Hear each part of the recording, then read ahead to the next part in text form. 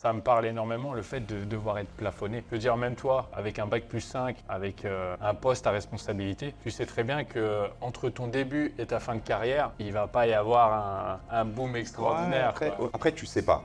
Il se peut qu'au bout de 5 ans, j'aurais pu peut-être commencer à manager une équipe, faire des trucs, peu importe, et augmenter mes revenus. Mais même au-delà de ça, je me suis aussi rendu compte que en fait, j'étais malheureux dans mes boulots. Je n'aimais pas tant ce que je faisais. J'y suis arrivé par opportunité. Tu finis tes études, tu cherches du boulot. Ah, ça a l'air intéressant, ça a l'air bien payé, donc j'y vais. Et après, à la fin du mois, tu te dis, bon, de toute façon, allez, c'est pas grave, même si j'aime pas, au final, je touche tant. Et donc, en fait, tu vois, tu as une grande partie de la population qui tient dans son travail. Tu vois, tu subis bien souvent ton travail. Le e-com, ah, ça a l'air cool, j'ai envie de faire. Tu vois, j'ai eu de la passion. Je regardais pas l'heure tourner quand je faisais mes trucs et je me disais, j'ai pas l'impression de travailler. J'avais plus l'impression de jouer, d'être dans un jeu. Je conseillerais vraiment d'entreprendre.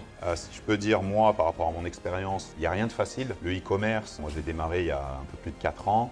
Aujourd'hui, je monte une marque aux Émirats, donc si ça marchait pas ou que ça marchait pas pour moi, je m'entêterais pas à faire encore de l'e-commerce. Donc tu vois, je fais ça. Et ceux qui entreprennent déjà, je leur dirais camper dans un truc, parce que il y a bien souvent des gens qui se disent attends, je fais ça 1 an et tu vois, ça se passe moyen ou peu importe, et bam, ils vont aller sur un autre truc. Et je pense que l'erreur fatale, elle est là, et il faut être persévérant.